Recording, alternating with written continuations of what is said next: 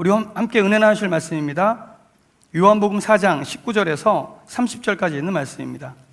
신약성경 148페이지에 있는 요한복음 4장 19절에서 30절입니다. 봉독해 드리도록 하겠습니다. 여자가 이르되 주여 내가 보니 선지자로소이다.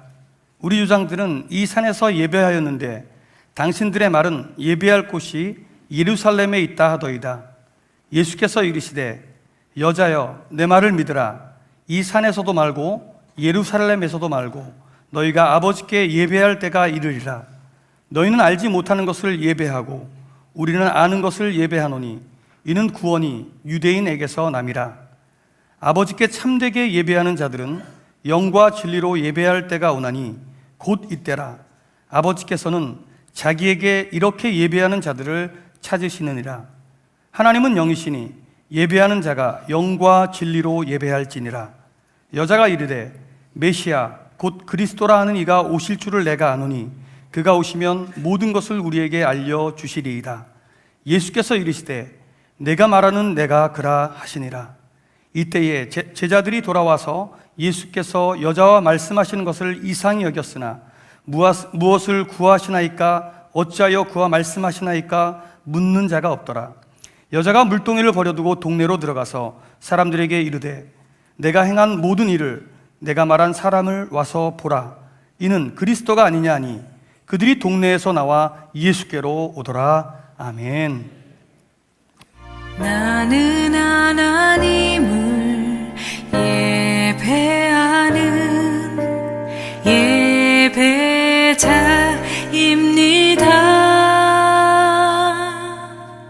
내가 서 있는 곳 어디서나 하나님을 예배합니다.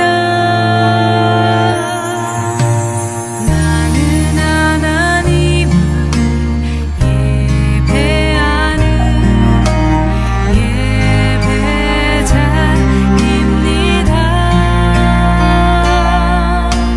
내가 서 있는 곳 어디서나 하나님을 예배합니다. 내 영혼 거룩한 은혜를 향하여 내 마음 완전한 하나님 향하여 이곳에서 바로 이 시간 하나님을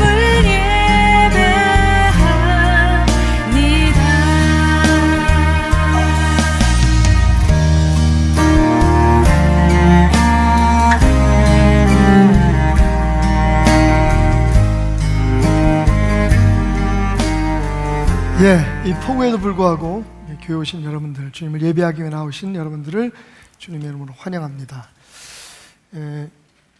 가끔 이렇게 비가 막 억수같이 쏟아질 때 커튼을 열고 창밖에 보이는, 유리창 밖으로 보이는 빗줄기를 바라보고 싶은 생각들이 있습니다. 오늘이 그날입니다. 그래서 오늘은 제가 커튼을 치지 말라 그랬습니다. 예배 드리시다가 밖에 빗소리가 좋으시고 비 오는 모습이 시원하게 느껴지시는 분은 밖을 보셔도 좋습니다.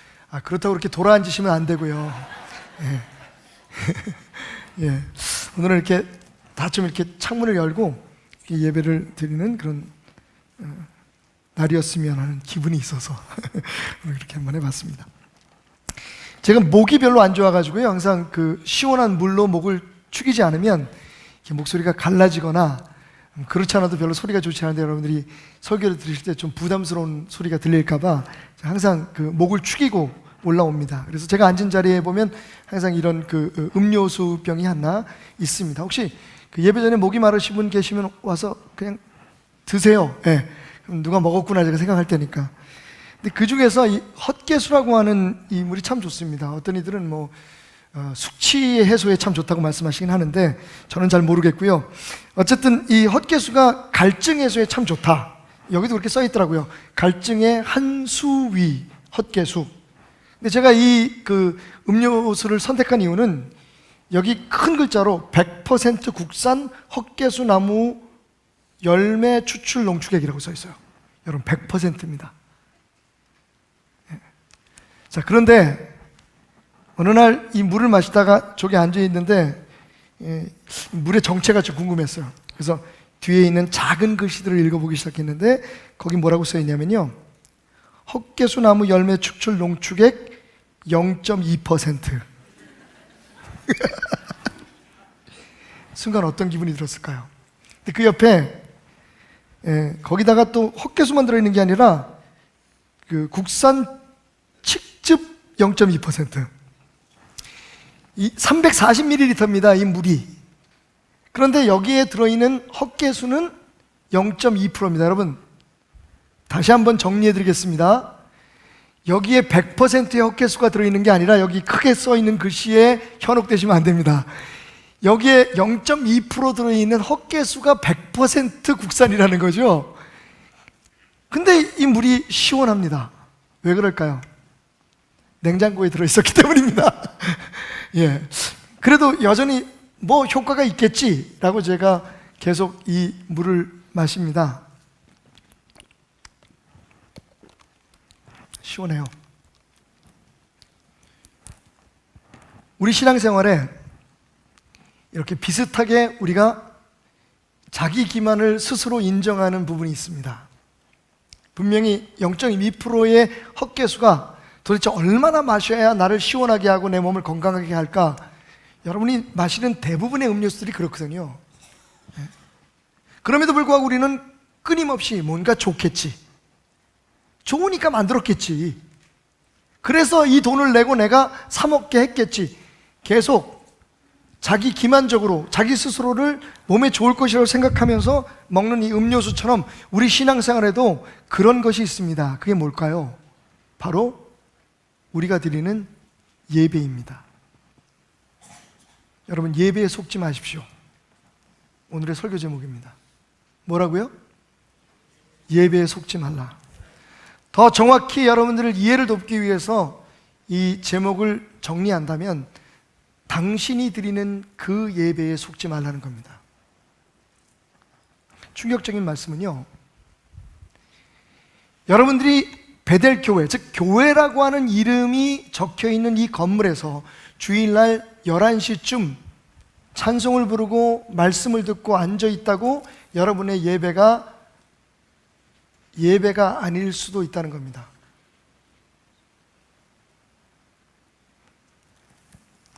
여러분들이 아무리 예배라고 생각하고 열심히 참여해도 그 예배가 아닐 수 있다는 겁니다. 그럼에도 불구하고 우리는 일주일에 주일날 와서 이 예배 드리는 것으로 우리가 그리스도인으로서 90% 이상의 의무를 다하고 있다고 생각합니다. 다른 얘기로 말하면 예배만 잘 드리면, 예배만 참석하면, 예배 시간에 시키는 대로 다 하고 앞에서 예배를 준비하는 모든 사람들의 그런 그 순서 진행과 찬양대의 찬양, 목사님의 설교를 들으면 나는 자연스럽게 90% 이상의 좋은 그리스도인으로 지금 생활하고 있다는 스스로의 착각을 하고 있다는 겁니다. 오늘 말씀의 주인공인 사마리아의 여인이 그랬습니다. 예수님께 이렇게 묻습니다. 우리 조상들은 이 산에서 예배를 드린다고 하는데 당신들의 말은 예배할 곳이 예루살렘이라 하니 어떤 게 옳습니까? 한 번쯤 여러분이 드리는 예배에 대해서 의심을 가져본 적이 있으신가요? 내가 드리고 있는 이 예배가 정말 나를 그리스도인 되게 하는 가장 중요하고 가장 큰 부분을 차지하고 있는 내 신앙의 표현이라는 것을 여러분 스스로 생각해 보신 적이 있습니까? 많은 사람들이 예배 아닌 예배를 드리면서 그 예배가 나를 그리스도인 되게 하고 그 예배만 잘 드리면 내가 그리스도인으로서 부족함이 없는 삶을 살 것이라고 하는 착각 속에서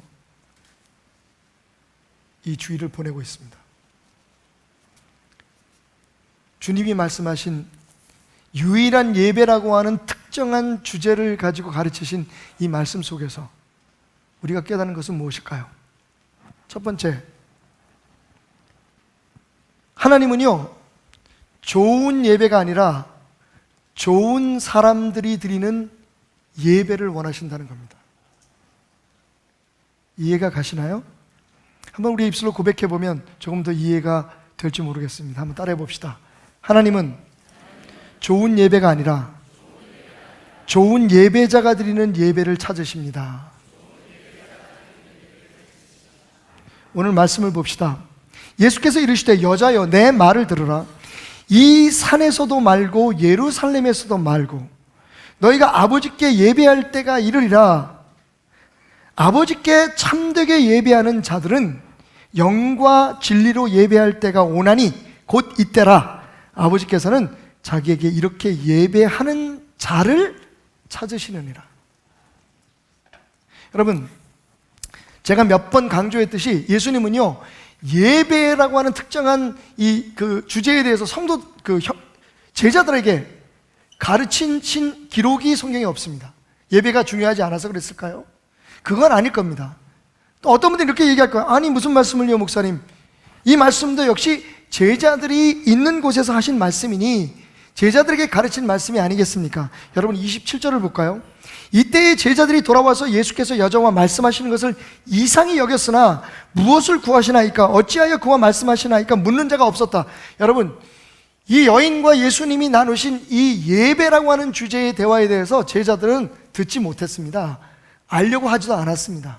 그리고 예수님이 굳이 그들에게 말씀하지 않으셨습니다. 예배가 중요하지 않아서였을까요? 여러분, 오늘 예수님은 분명히 말씀하십니다. 하나님이 찾으시는 것은 우리가 드리는 이 예배가 아니라 이 예배를 드리고 있는 예배자라고 말이죠. 성경 말씀입니다. 어느 교회에서 어떤 순서로 어떻게 드리는 예배가 아니라 그 예배에 참석하고 그 예배에 동참하고 그 예배를 드리는 자들을 찾으신다. 그게 하나님이 원하시는 예배입니다. 그런데 여러분, 우리는 어떻습니까? 예배 자체에 대해서 좋은 예배를 만들려고 애를 씁니다. 성가대는 이래야 되고 목사의 설교는 저래야 되고 예배 순서는 이래야 되고. 여러분, 분명히 우리가 여기서 구분하고 지나가야 할 것은 오늘 예수님께서 말씀하셨지만 하나님께 우리가 그러니까 영과 진리로 예배할 때가 있는데 그게 바로 이때다. 여러분, 이때가 언제입니까? 바로 예수님의 때입니다. 그러니까 예수님의 이전의 제사와 예수님 이후의 예배를 구분할 수 있는 지혜가 있어야 됩니다. 예수님 이전의 제사는요, 대리 제사였어요. 나 대신 죽을 양이 있어야 됩니다. 나 대신 예배를 드릴 제사장이 있어야 됩니다. 나 대신 노래를 부를 성가대가 있고 레위인들이 있어야 됩니다.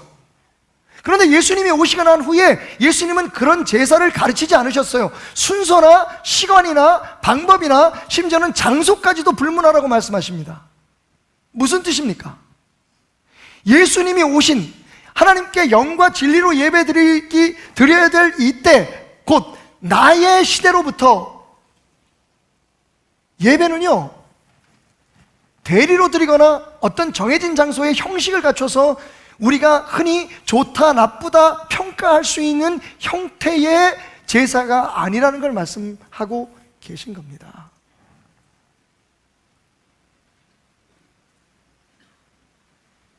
예수님 이후의 예배는 관객이 아니라 무대 위에 배우로서 드려지는 예배여야 한다라고 키에르케고르가 얘기했습니다. 여러분, 배우는요, 공연 시간이 늦을 수 없습니다. 관객은 늦을 수 있죠. 관객은 늦을 수 있습니다. 왜? 어차피 배우들이 앞에서 연기를 하고 나는 그냥 보는 거니까 조금 늦게 보는 것밖에 없는 거예요. 그죠? 조금 늦게 오면 앞에 부분을 좀 놓칩니다. 그럼 또 어떻게 하면 돼요? 한 번 보고 난 다음에 2회 공연할 때 앞부분 못 본 것만 보고 나가면 되잖아요. 그런데 여러분, 배우들이 만약 그렇게 되면 어떡할까요? 무대 위에 배우들이 만약에 연기를 해야 되는데 자기 시간에 맞춰오지 않는다면 어떻게 될까요? 그건 연극이 성립될 수 없습니다. 구약시대의 예배는요, 누군가 나를 대신해서 죽어주고, 누군가 나를 대신해서 예배를 드려주고, 누군가 나를 대신해서 노래를 불러주고, 누군가 나를 대신해서 봉사하는 사람들이 있었어요. 그런데 예수님 이후의 예배는 그럴 수 없습니다. 지금 예수님 그 말씀을 하시는 거예요. 그리고 하나님은 이제 예수님 이후에 그런 예배자를 찾고 계신다는 겁니다. 배우는 늦을 수 없다고 말씀드렸죠. 또 뭐라고? 배우는요, 예배 시간에 죄송합니다. 이 배우는 연극 중에 자기가 하기 싫다고 빠지거나 자기가 원하는 부분만 할 수 없어요. 자기에게 맡아준 역할을 해야만 연극이 되기 때문입니다. 말 그대로 전적인 참여자가 되지 않으면 연극은 성립될 수 없습니다. 그게 예수님이 말씀하시는 하나님이 찾으시는 예배입니다. 지금 우리는 이때의 예배를 드리고 있는 거예요. 그 전의 예배가 아닙니다. 그래서 엄밀한 의미로 말하면 하나님은 우리에게 예배의 바른 정신을 알려주시기 위해서 제사라고 하는 제도를 만들어 놓으셨지만, 지금 우리가 드리는 이 예배는 제사의 정신만 받아올 뿐 그 제사를 그대로 이어오는 것은 아니라는 것을 가져야 합니다. 그런데 지금 많은 교회들과 많은 신학자들이 그 부분에 있어서 오류를 범하고 있습니다. 많은 교회들이요. 우리도 예외는 아닙니다. 그래서 우리 나름대로의 생각을 가지고 예배를 만들려고 합니다. 하나님이 받으실 만한 예배를 만들려고 합니다. 성가대는 이래야 하고, 교회를 이끄는 지도자들은 이래야 하고, 찬송은 어떤 노래를 불러야 하고, 목회자는 이런 옷을 입어야 하고, 저런 옷을 입으면 안 되고. 그런데 예수님 말씀하십니다. 너희들의 전통대로 그 산에서 드릴 필요도 없고 예루살렘에서 드릴 필요 없다. 그럼 예배를 드리지 말라는 얘기입니까? 그건 아닙니다. 분명히 뭐라고 얘기하냐면, 예수님께서 말씀하시기를 이렇게 예배하는 자를 찾으신다 그랬죠. 그러니까 예배는 여전히 드려져야 합니다. 단 전통이나 우리가 지금 다투고 싸우는 것처럼 우리들의 생각으로 좋은 예배를 만들려고 하는 노력으로 드려지는 것이 아니라, 그 예배에 참석한 한 사람 한 사람들의 심령과 마음으로 하나님 앞에 드려져야 된다는 것입니다. 지난번에 어떤 작은 문제가 있어서 제가 그 교회의 그 예배의 어떤 파트를 맡고 있는 분과 대화를 나눴어요. 그분이 저한테, 목사님, 제가 그동안에 목사님을 찾아오지 않은 이유는 목사님이 모든 면에 있어서 최고의 퀄리티의 예배를 원하시는 줄 알았기 때문입니다라고 말씀하셨어요. 기왕이면 여러분, 그죠? 여러분이 기대하는 거에 못 미쳐서 죄송합니다만 설교도 정말 좋았으면 좋겠고요. 성가대 특히 기왕이면 노래도 좀 잘 하모니도 맞고 박자도 좀 맞고 잘 맞았으면 좋겠다. 이건 뭐 우리가 다 기대하는 겁니다. 그런데 여러분, 그것이 최고의 퀄리티가 되기 위해서, 목사의 설교가 최고의 퀄리티가 되기 위해서 제가 설교 준비하다가 신경쇠약에 걸리고 제가 설교하는 것이 두려워가지고 공황증에 걸린다면 여러분, 그 목사는 드러내야 되는 겁니다. 만약 성가대가 노래를 잘한다고 하는 그 목적 하나 때문에 성가대원 한 사람 한 사람이 하나님 앞에 예배드리는 마음이 무너져 버린다면, 저는 언제 기대해 봅니다. 대장님이든지 지휘자든지 저한테 와서 오늘 성가대가 예배할 준비 안 됐습니다. 여러분, 노래 잘할 준비 안 됐다는 얘기가 아니에요. 예배할 준비 안 됐습니다라고 얘기하면 제가 그날 성가대 쉬게 하겠습니다. 왜냐하면 이 자리에 참석한 어떤 분들도 누가 하는 것을 판단하고 평가하고 그 사람이 나한테 그걸 함으로 인해서 은혜를 줄 것을 기대하고 앉아 있어서는 안 되기 때문입니다. 우리 모두가 다 예배의 참여자이기 때문입니다. 그 예배에 참여하는 하나의 방식으로 노래를 하고 설교를 하고, 어떤 분은 기도를 하고, 어떤 분은 찬양을 인도하고 연주를 하고. 그런데 이게 마치 자기의 재주를 뽐내거나 좋은 예배, 말 그대로 좋은 예배를 만들기 위해서 내가 최고여야 된다라고 하는 강박관념 때문에 예배의 마음이 깨어져 버린다면, 그래서 하나님이 기뻐 받으시는 예배가 안 된다면 그 순서는 드러내도 오히려 그 예배는 은혜스러울 수 있다, 저는 생각합니다. 심지어는 설교까지도 말이죠. 언제부턴가 우리는 구약의 제사의 그 모습을 우리의 예배에 자꾸만 오버랩 시키고 있습니다. 그래서 몸이 불편한 사람은 강대 안에 쓰면 안 돼요. 왜? 온전한 것을 하나님 앞에 드려야 되기 때문에. 근데 겉으로는 싱싱해 보여도 속에 무슨 병이 있는지 어떻게 합니까? 제가요, 제사에 대해서 공부하다 그 생각을 했어요. 흠없는 어린 양을 드리잖아요. 근데 흠없는 어린 양이 아무리 겉으로 봐서 흠이 없어도 그게 속에 병이 있는지, 무슨 기생충이 있는지 그 사람이 어떻게 알겠어요?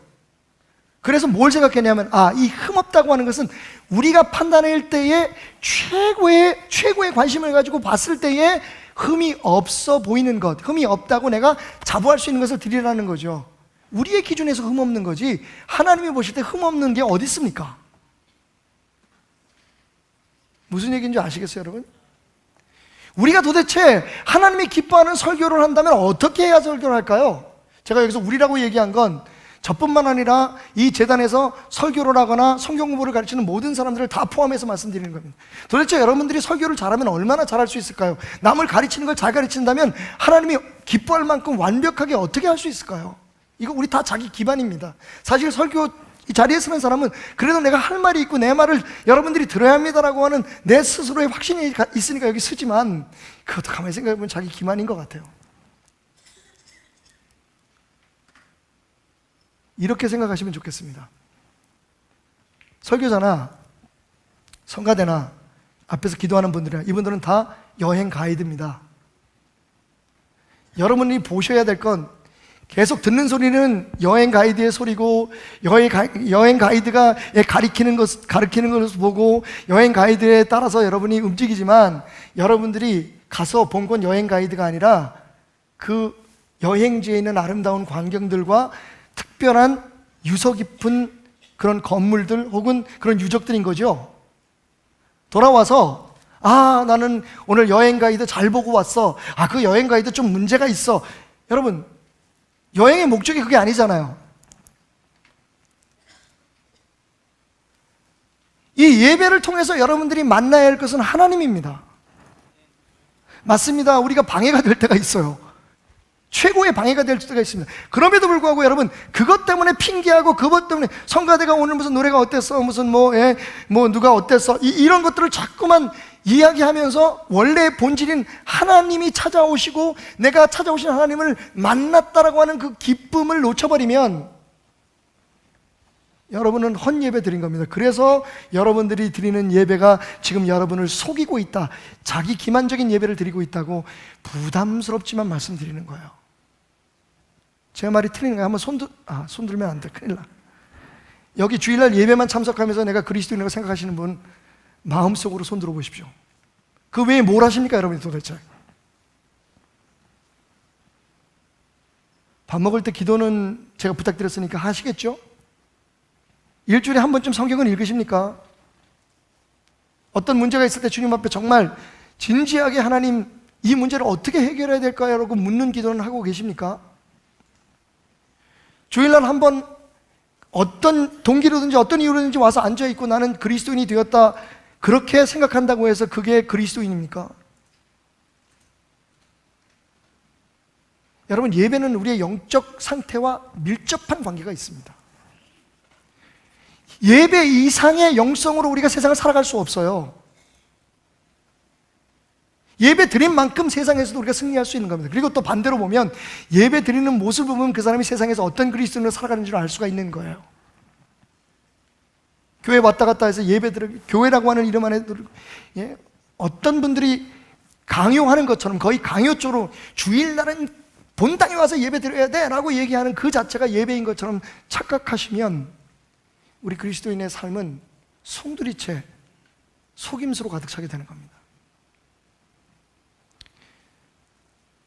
말씀을 준비하면서 지난주에 로버트 버니스만이라고 하는 사람이 쓴 우리는 왜 자신을 속이도록 진화되었는가 라는 책을 읽었습니다. 셀프 디셉션에 대한 이야기예요. 자기 기만에 대한 책이었습니다. 그가 조심스럽게 이렇게 얘기합니다. 인간의 자기 기만적인 그런 태도의 정점은 종교다. 사람들은 자기가 하나님이라는 존재, 뭐 자기들 믿는 각자의 신이라는 존재를 믿고 그에게 나가서 절하고 헌금을 하고 섬기면 자기의 삶이 잘 될 것이라고 스스로를 속이며 살아가고 있다. 목사인 제가 거기에 대해서 어떻게 반론을 제기해야 할까요? 물론 이렇게 얘기할 수 있습니다. 그래서 기독교는 종교가 아닙니다. 그런데 많은 사람들이 종교로 생각하고 있는데요, 주일날 예배 나왔어.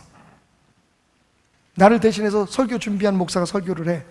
나를 대신해서 아름다운 하모니를 만들어서 정말 치열하게 새벽부터 와가지고 또 예배 마치고 나서 연습해가지고 그 노래 한 곡 부르려고 그렇게 일주일 동안 했었던 사람들이 와서 찬양을 인도하고 찬양을 하고, 그리고 우리는 앉아서 그래 오늘 찬양이 어땠어? 왜 지휘를 왜 저렇게 하지?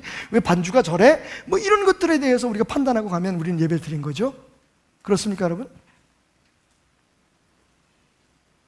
너무 심각한 것 같아서 좀 밖에 좀 쳐다보려니까 밖을 보시는 분이 없네요. 이렇게 얘기해놓고 제가 뭘 얘기했냐면, 그래서 예배 끝나고 내려갔더니 우리 서전 선사님이 그래요. 목사님 오늘 잔인하셨습니다. 왜? 아니 창문 열어놓고 밖에 보면 꼭 죽일 놈같이 그 설교하시면서 그거는 마치 아이들 맥도날드에다 앉혀놓고 숙제하라고 하는 거고 똑같아요. 잔인한 일입니다. 그런 의도는 아니지만 여러분 좀 주목해 주십시오. 미국에서 목회하는 어떤 목사님이 이야기해요. 이 목사님이 목회를 하는데 언제부턴가 그 교회에 골프 바람이 불었습니다. 그래가지고 장로님이니 집사님이니 다 골프에 막 빠져서 어느 날부터는 이제 주일날 예배 시간에 늦기 시작하는 거예요. 왜냐하면 예배 참석하기 전에 골프장 가서 이제 한 9홀 좀 돌고, 그리고 이제 예배 참석하려고 갔는데 치다 보니까 너무 재밌는 거야. 그래가지고 18홀 다 돌다 보면 예배 중간쯤 들어오는 거예요. 근데 목사님이 자꾸만 그게 속이 상해가지고 기다리다가 그냥 아주 작정하고 성도들에게 얘기했습니다. 그거 안 됩니다. 여러분의 삶에 예배가 우선이 돼야 되죠. 다들 성도들이 아멘 하고 그 주일이 지나갔습니다. 근데 한 2주쯤 지나가지고 정말 믿었던 집사 하나가 예배를 참석하지 않은 거예요. 나중에 알고 보니 어떤 사람 얘기해 보니까 자기도 주일날 예배를 빠지고 골프장에 가는데 거기 그 집사가 있더라는 겁니다. 이 목사님이 다른 사람들 같으면 얘기를 안 할 텐데 너무 속이, 안 그럴 것 같았던 사람이 그러니까 너무 속이 상했어요. 그래서 그 집사님을 조용히 데려다 놓고 이야기를 합니다. 집사님 왜 그러셨습니까? 그때 이 집사님이 하는 말이, 목사님 제 말 좀 들어보시오. 제 말도 좀 듣고서 얘기해 주십시오. 뭐요? 얘기해 보시오. 제가요 교회에 앉아 있으면 자꾸만 골프장이 생각납니다. 예배 드리면서 계속 골프 생각이 나는 거예요. 그런데 이상하게 골프장에 가 있으면, 주일날 골프장에 가 있으면 교회 생각이 납니다. 그러면 골프장에서 교회 생각하는 게 좋습니까? 아니면 교회에 앉아서 골프 생각하는 게 좋습니까? 목사님은 말씀해 보십시오. 그래서 목사님이 뭐라 그랬을까? 에이 이런 나가리. 여러분 논리에 문제가 있죠. 교회에 와서 진짜 예배를 드리라는 게 목적이죠. 그죠? 그러니까 제가 이렇게 설교를 하면 또 머리가 빠른 분들은 이렇게 생각해요. 그러니까 굳이 가서 교회 가서 예배 드릴 필요 없다니까 어디서든지 하나님을 찾으면 되잖아. 여러분 그 얘기 절대로 아니야. 말씀드렸지만 예수님이 이 산에서도 말고 예루살렘에서 말고, 그렇지만 예배 드리는 자를 찾을 때가 있다고 하셨죠. 그러니까 분명히 예배는 어떤 형태의 예식이 되어야 됨이 맞습니다. 그게 삶으로 살아내야 되는 것이든 아니면 우리가 모여서 드리는 이 예배가 되든지, 예배는 예배여야 된다는 거예요. 단지 하나님이 받으시는 예배는 그 예배 자체가 아니라 그 예배 드리는 사람의 마음이라는 걸 제가 말씀드리는 거예요. 그래서 우리들의 예배는 혁명적인 변화를 시도해야 됩니다. 그것이 오늘 제가 여러분들에게 말씀드리는 개신교, 기독교의 본질이에요. 우리 신앙생활 속에 예배가 차지하는 자리를 차지하고, 근데 예배 같지 않은 예배를 지금 드리면서 우리가 예배라고 생각하고 있다면 여러분 우리가 평생도록 하나님을 섬긴 그 자체가 의미가 없어지는 거예요. 자, 그러면 하나님이 찾으시는 예배는 어떨까요? 오늘 예수님 말씀하십니다. 24절, 하나님은 영이시니 예배하는 자가 영과 진리로 예배할지니라. 사실은 굉장히 이 영과 진리로 예배하라는 말에 대해서 분분한 해석들이 있습니다. 그럴 수밖에 없는 게 이게 참 이해하기가 쉽지 않은 부분이에요. 그런데 이걸 이해하지 않으면 문제가 있습니다. 도대체 어떤 예배를 드리라는 거예요? 예배에 대해서는 유일한 가르침이 여기뿐인데 이게 모호해버리면 우리가 드리는 예배가 진짜 예배인지 아닌지, 도대체 어떻게 예배를 드려야 되는 건지, 우리는 그러면 어떤 교회를 선택해야 되는 건지, 이게 답이 나오지 않는다는 말이에요. 만약 우리가 예배가 우리의 삶, 우리 신앙에 별로 중요하지 않고 그냥 복 받는 게 중요하다고 생각하면 상관없어요. 종교라면 상관없어요. 하지만 예배가 진정한 하나님과의 관계라, 하나님과의 관계가 영성이다라고 생각한다면 이 말씀이 굉장히 중요한 겁니다. 그래서 여러 번역들을 찾아봤더니 현대인의 성경과 공동 번역에 비슷하게 이렇게 해석이 되어 있어요. 하나님은 영이시다. 전제입니다. 그래서 예배하는 사람은 영적인 진실한 예배를 드려야 하는 것이다. 영과 진리라는 말을 그동안에 전통적으로 어떤 교회들은 이렇게 번역을 해왔습니다. 영은 성령이다. 그래, 성령 안에서 예배를 드리는 예배가 진짜고, 진리는 우리 아까 대표 기도하시는 장로님도 말씀하셨는데, 나는 길과 진리와 생명이니, 예수님이 진리니까 예수님 안에, 그러니까 성령과 예수 안에서 하나님께 드리는 삼위일체의 예배가 예배. 굉장히 그럴싸한데 문제는 모호해요. 그게 무슨 말이죠? 여러분, 그래서 저는 이 말씀을 그 원문에서도 이해했지만 사실은 이 말씀이 선포된 이야기 전체의 틀에서 한번 다시 돌아봤어요. 그러니까 이 말씀이 그냥 툭 던져진 게 아니잖아요. 사마리아 여인이라고 하는 여인과 예수님과의 대화 속에서 사마리아 여인이 던진 질문에 대한 예수님의 답변이었던 거죠. 무슨 얘기인가 하면 사마리아 여인의 문제가 이거였습니다. 아무도 보지 않는 시간에 몰래 물을 뚫어 나왔죠.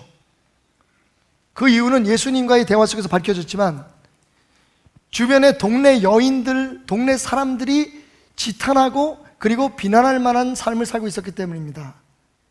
이 여자는 여러 남자와 살았던 사람입니다. 정식 결혼이 아닙니다. 남편은 하나도 없었다 하니, 그리고 지금 살고 있는 남자도 다른 여자의 남편과 지금 불륜의 관계를 맺고 있는 거예요. 근데 이 여자가 왜 그렇게 살았을까요? 여러분, 이해가 필요합니다.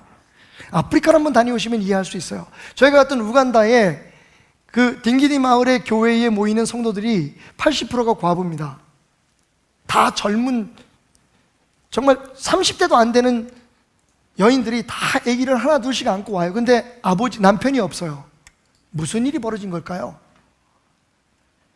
이 여자들이요, 아프리카에서는 남자가 없으면 못 살아요. 사회적으로도 그렇고 먹고 사는 것이 여자가 할 수 있는 일이 없습니다. 땅 한 평도 자기가 스스로 개척할 수가 없어요. 그러니까 살기 위해서 남자들은 그냥 결혼해서 같이, 결혼이고 뭐고 그냥 같이 살다가 애 낳고 다른 데로 가서 다른 여자하고 또 살고 다른 여자하고 살고, 여자들은 그냥 그렇게 해서라도 그 남자가 맡긴 그 땅을 지키고 있는 거예요. 그게 사는 유일한 방법이에요. 제가 아프리카에 사는 우리 형제 자매들을 폄하하려는 게 아니라 현실이라는 겁니다. 아마 여러분 죄송하지만 우리 지금 많이 좋아졌는데 우리나라에서도 어떤 이유에든지 이혼을 했거나 아니면 혼자 아이를 키우는 여성들의 어려움들, 지금은 뭐 많이 좋아지려고 하고 있습니다만 여전히 그게 얼마나 힘든 건지 아시죠? 유대에서는요 거의 그것이 불가능한 것다는 거죠. 그러니까 이 여인은 어찌해든, 여러분 이게 무슨 어떤 인간의 욕정 때문에, 욕구 때문에 그랬다고 여러분 폄하하면 안 됩니다.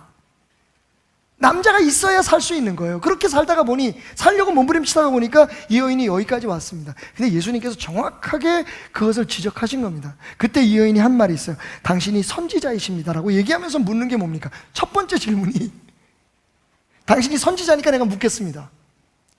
도대체 어떤 예배가 진짜 예배입니까? 이런 거예요.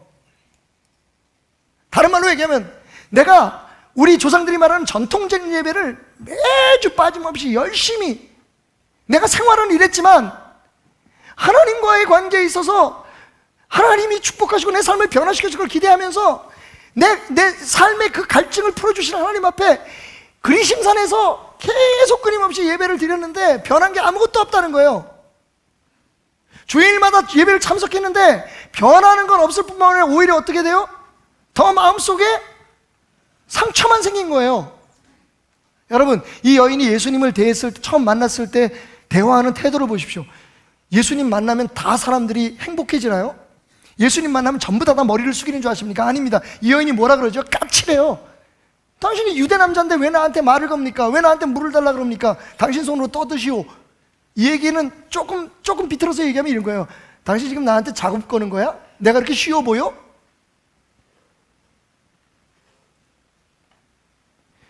여러분, 이건 예배의 현실입니다. 우리가 드리는 예배의 현 주소입니다. 예배 드리고 나서 여러분 상처 많이 받으시죠? 예수님한테 상처 받으시나요? 여러분, 하나님한테 상처 받으십니까? 아니면 목사 설교에 상처 받으십니까? 아니면 함께 드린 예배 함께 드린 사람의 태도 때문에 상처를 받으십니까? 예배 환경 때문에 상처를 받으십니까? 예배 시간에 음향 때문에 상처를 받으십니까?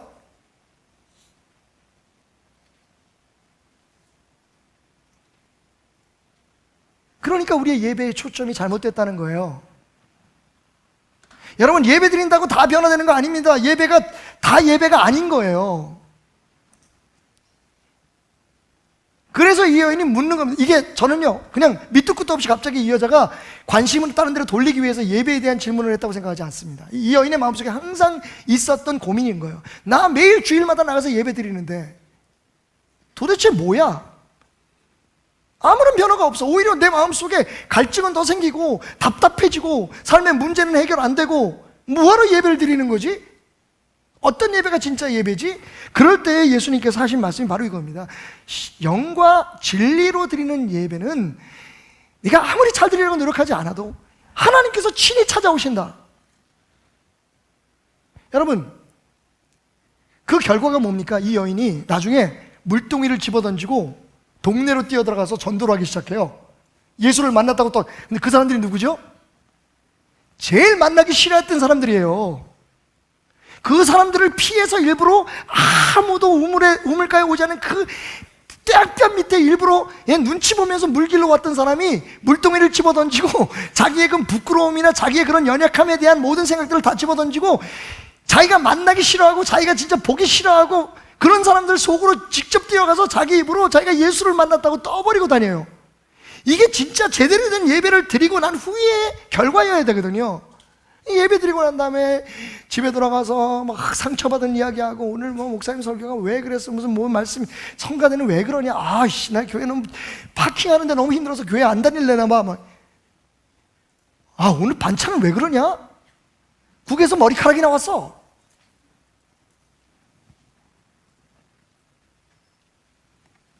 그러면서도 우리는요, 내가 진짜 그걸 참고 견디고 이를 악물고 교회를 나와서 주일 예배를 드렸다, 나는 하나님 앞에 성공했다고 착각하고 그런 거예요. 자기 기만입니다, 여러분. 진짜 예배는 영과 진리로 드리는 거예요. 이 영과 진리가 뭡니까? 이 여인을 보세요. 이 여인이 어떻게 예수님을 진짜 만났습니까? 솔직해졌거든요.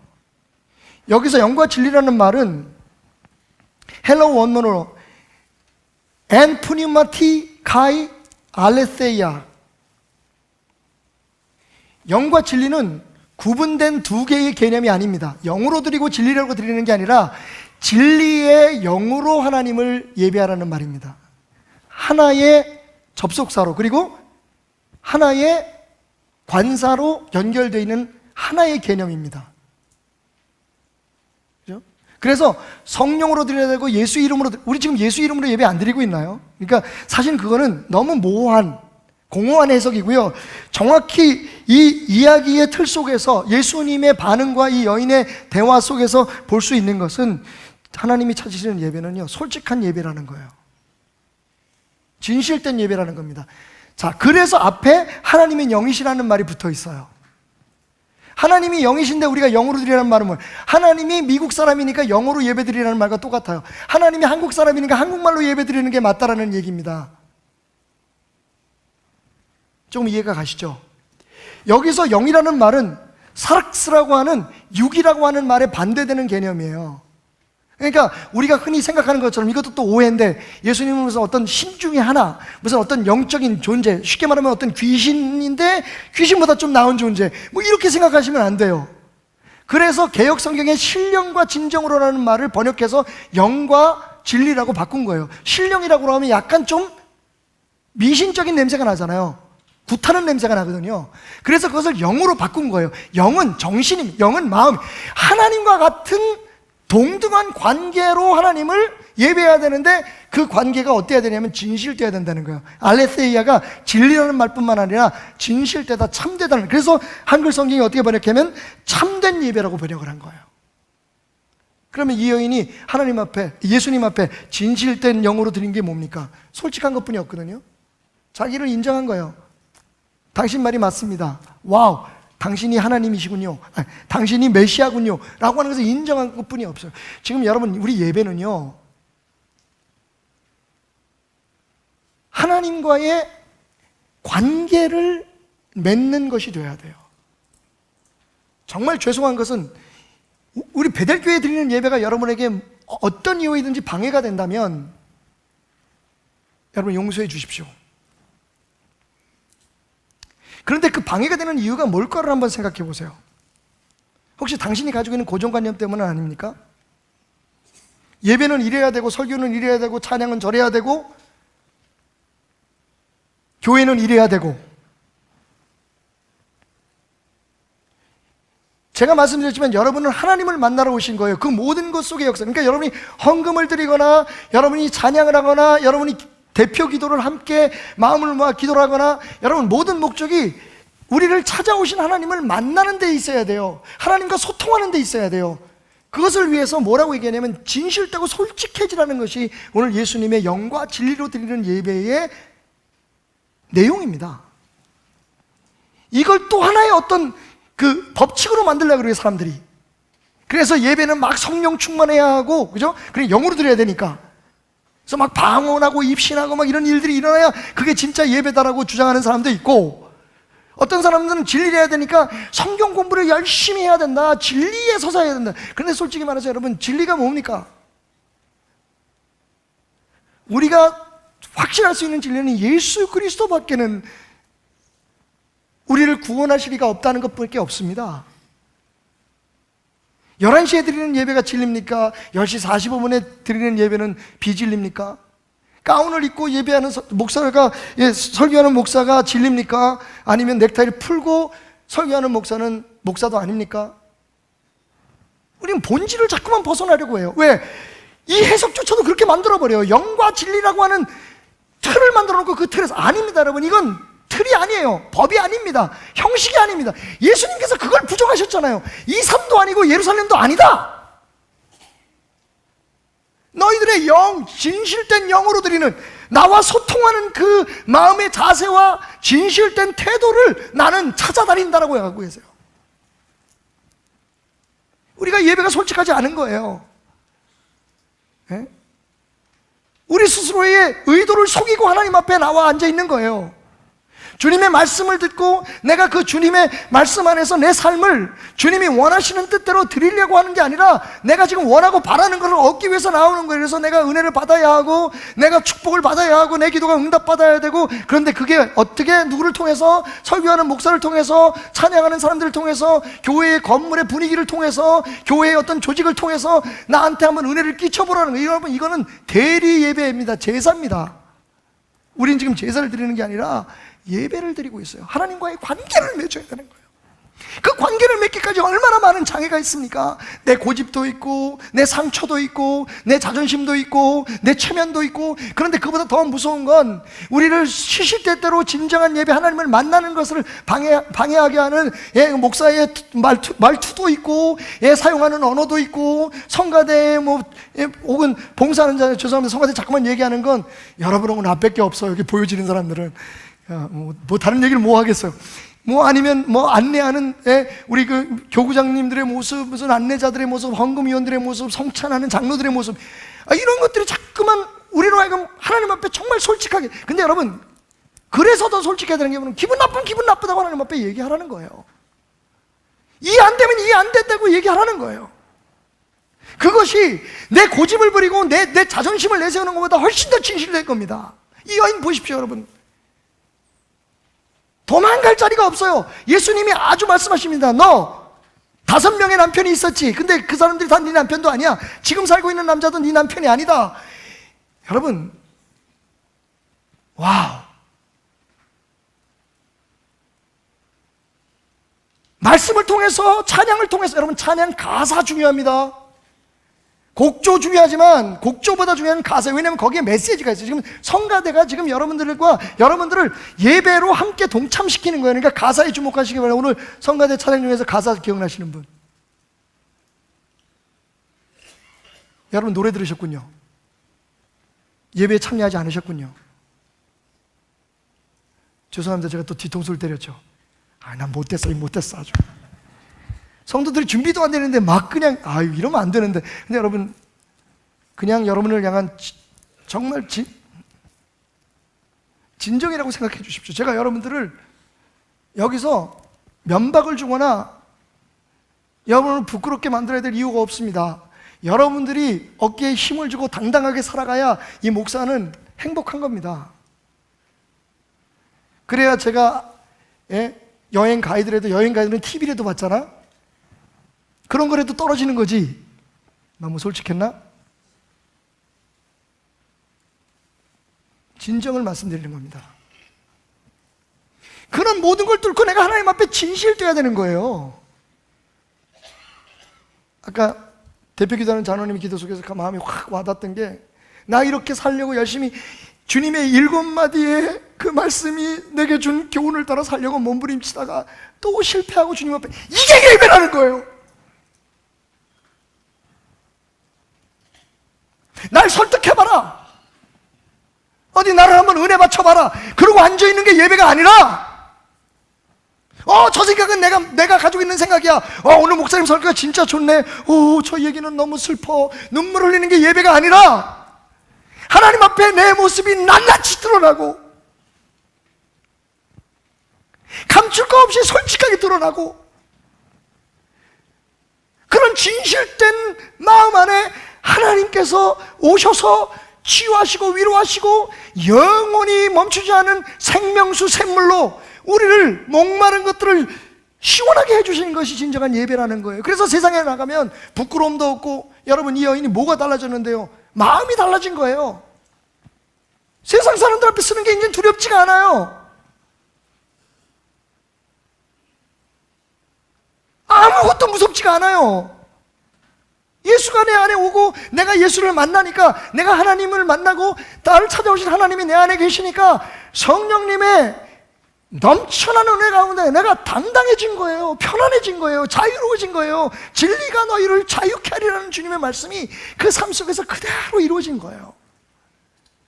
예배드리고 세상 살아가면서 쭈삣쭈삣하고, 멀뚱멀뚱하고 멈칫멈칫하고 이런 태도가 없어졌다는 거예요. 왜?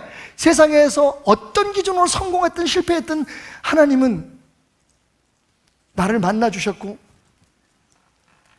나를 채워주셨으니까.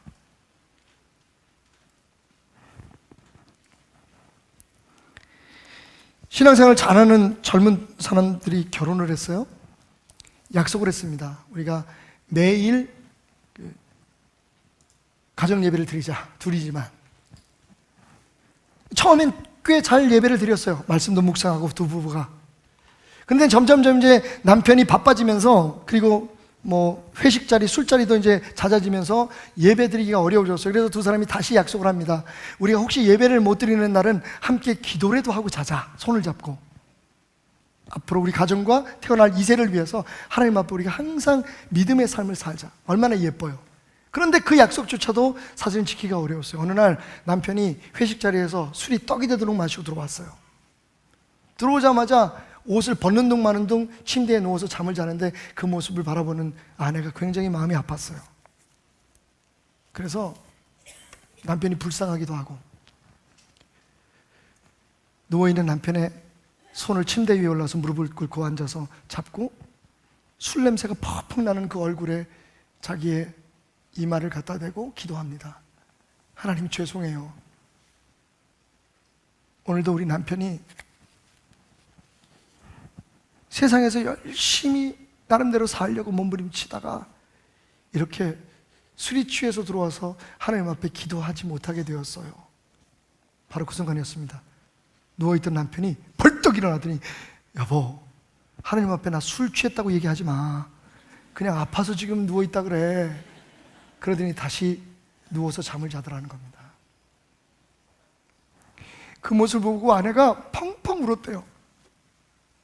그 사랑하는 남자의 마음속에 어떤 생각이, 얼마나 이 사람이 신앙생활에 대한 부담감과 그렇게 살지 못하는 것에 대한 아픔을 갖고 살아가고 있는지.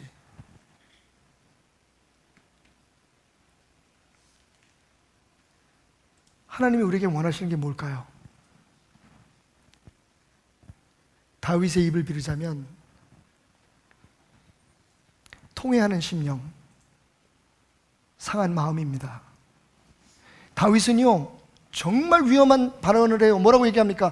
하나님이 제사를 원하셨다면 내가 제사를 드렸을 거야. 하나님은 번제를 기뻐하지 않으신다. 여러분, 큰일 날 얘기예요. 이스라엘 백성들에게 예배가 전부였죠. 번제가 전부였어요. 다른 건 못해도 번제는 드려야 했어요. 제사는 드려야 돼서. 근데 하나님 말씀하시, 다윗은 말하기를, 하나님이 그걸 기뻐하셨으면 내가 그걸 드렸을 거야. 하지만 하나님이 정말 원하는 예배는 뭐라고요? 통회하는 심령, 상한 마음이다. 우리가 그것을 놓치고 있는 거예요. 영과 진리로 드리는 예배는 현대인의 성경에 번역한 것처럼 진실된 영으로 하나님을 예배하는 겁니다. 자, 그런데 어떻게 해요? 한번 따라합시다. 마지막으로 고백하겠습니다. 참된 예배는 배우는 것이 아니라 깨우는 것이다. 여러분, 이게 될지 안 될지 고민할 거 없어요. 이미 여러분 안에는 예배가 있습니다. 왠지 아세요? 하나님께서 우리를 지으실 때 이 백성은 내가 나를 위하여 지었나니 나를 찬송하게 하려 함이라. 들으셨어요, 여러분? 하나님이 우리를 찬송하게 하기 위해서, 구원받게 하기 위해서 한 건 결과예요. 여러분, 누가 그래요? 예수 왜 믿습니까? 천당 가려고요. 그건 잘 모르는 거예요. 천당 가요. 예수 믿으면. 믿습니까? 그런데 원래 예수님께서 우리를 예수 믿게 만든 이유가 뭡니까? 찬송하기 위해서예요. 그러니까 우리가 만약에 예수를 믿는다고 하면서 예배에 실패하면 어떻게 되는 거예요? 구원받은 목적을 상실한 거예요. 그래서 사도 바울은 에베소 5장 14절에 이렇게 말해요. 그러므로 이르시기를 잠자는 자여 깨어서 죽은 자들 가운데서 일어나라. 그리스도께서 너에게 비추시리라 하셨느니라. 아멘. 예수께서 우리에게 오셔서 비추셔서 뭘 해서 우리를 깨우시는 거예요. 뭘 깨울까요? 우리 안에 하나님을 예배하는 영을 깨우시는 거예요. 그러니까 우리 모두는 다 예배자인 거예요. 잠자고 있는 예배자인 거죠. 형식, 틀, 그리고 내 생각과 고집, 무지에 의해서 우리 안에 잠자고 있는 영을 깨우지 못하는 거예요. 여러분, 하나님이 기뻐하시는 모습을 상상해 보십시오. 기뻐서 춤추는 모습을 상상해 보십시오. 내가 제대로 왔네. 오늘 여기 하나님께서 지금 예배자를 찾으러 다니십니다. 이 800만 그리스도인들이 오늘 몇 명이나 예배드릴지 모르겠어요. 이 빛 속에서 예배한다고 교회 나가 있는 그 사람 한 사람들을 보면서 진짜 예배자인지를 찾고 다니십니다. 그런데 그러다가 한 사람을 찾았어요. 어떤 사람 눈물을 흘리며, 하나님 나 죄인입니다. 나 부족합니다. 나 하나님 잘 섬기지 않으려고 하는 게 아닌데 잘 안 돼요. 나의 부족함을 좀 도와주세요.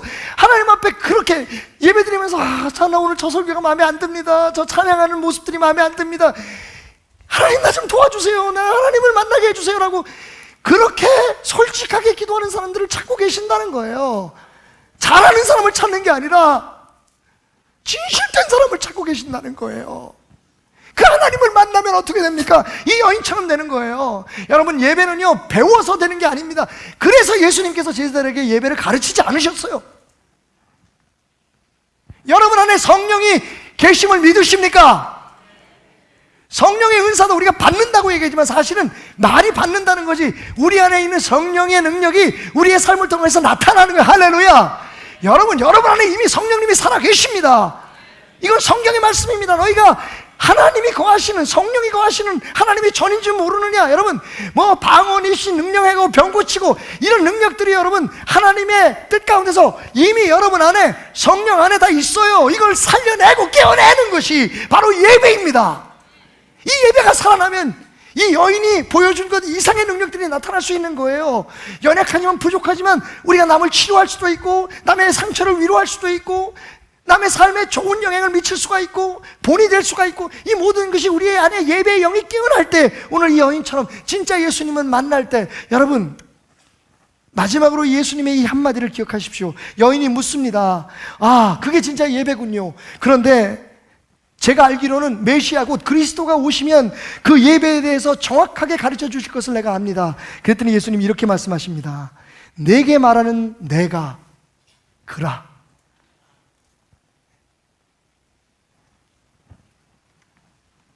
여러분, 내게 말하는 내가 그라는 말은 무서운 얘기예요. 네가 기다리는 그 하나님, 네가 기다리는 그 메시아가 바로 나다. 여기서 그가 나다라는 말은 에고 에미, 어디서 많이 들어보셨나요? 모세가 하나님 앞에 묻죠. 이스라엘 백성이 누가 너를 보냈냐고 얘기하면 뭐라고 말할까요? 그랬더니 하나님 말씀하십니다. 나는 스스로 있는 자다. 다른 얘기로 표현하면 나는 나다. 그가 나다. 히브리어의 번역이 에고엠입니다. I am that I am. 나를 뭐로 규정하겠니? 나를 어떤 다른 말로 이야기하겠니? 세상에 어떤 것으로 비유해서 나를 설명하겠니? 나는 그냥 나야. 다른 말로 얘기하면 내가 바로 하나님이다. 여러분, 그 말 한마디에 이 여인이 모든 것을 버리고 마을로 뛰어들어가요. 내가 하나님을 만났다. 내가 메시아를 만났다. 여러분, 지금 우리는 제사 드릴 때가 아니고 예배 드리는 시대를 살고 있습니다. 왜? 예수님의 때가 지금 우리가 살고 있는 때이기 때문입니다. 예배를 깨우십시오. 누구의 기도를 받아서 누구의 찬양을 통해서 누구의 설교 때문에 내가 이렇게 잘 됐다고 하는 허망된 꿈에서 빠지십시오. 여러분이 예배자입니다. 하나님은 여러분을 찾고 계십니다. 여러분의 영이 살아나야 합니다. 여러분의 예배가 회복되어야 됩니다.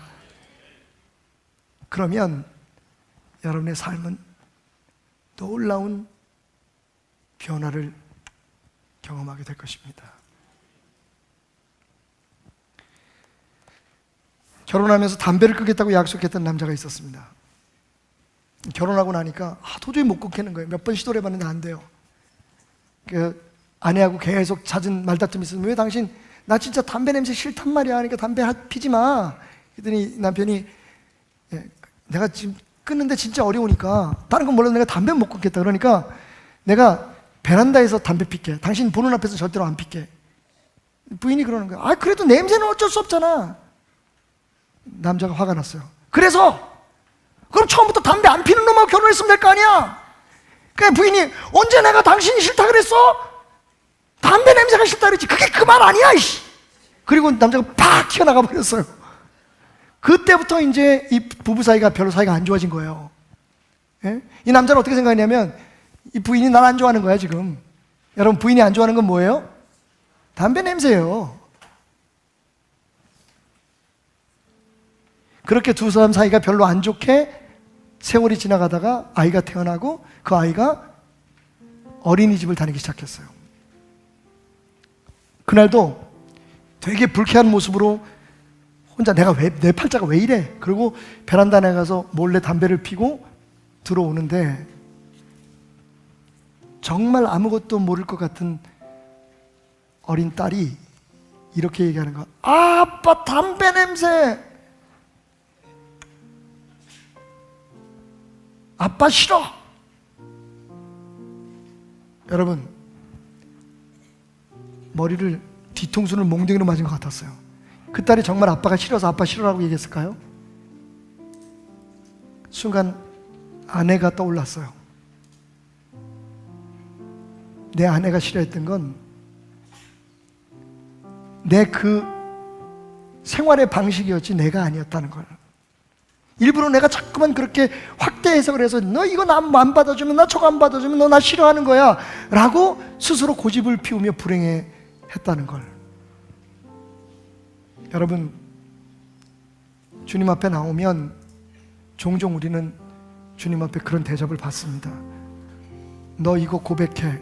너 이거 고쳐. 너 이거 안 돼. 그럼 우리는 어떻게 생각합니까? 이 교회가, 저 목사가 하나님이 날 별로 안 좋아하나 봐.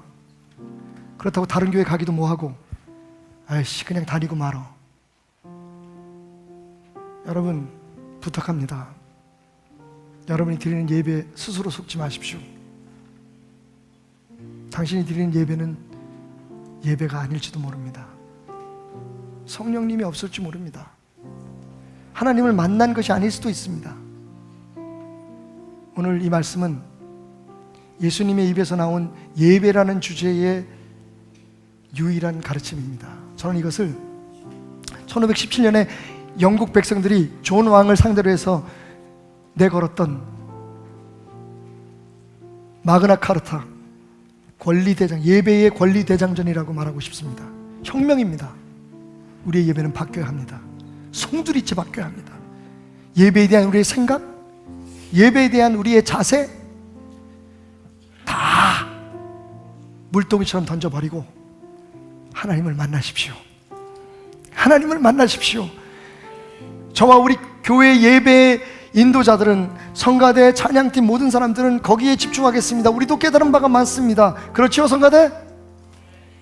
깨달았대잖아요. 기대하십시오. 찬양팀, 하나님을 만나게 해주는 일에 우리가 함께 동참하고 있다는 자부심을 가지고 여러분 노력하겠습니다. 여러분 하나님을 만나십시오. 우리를 보지 마시고 하나님을 보십시오.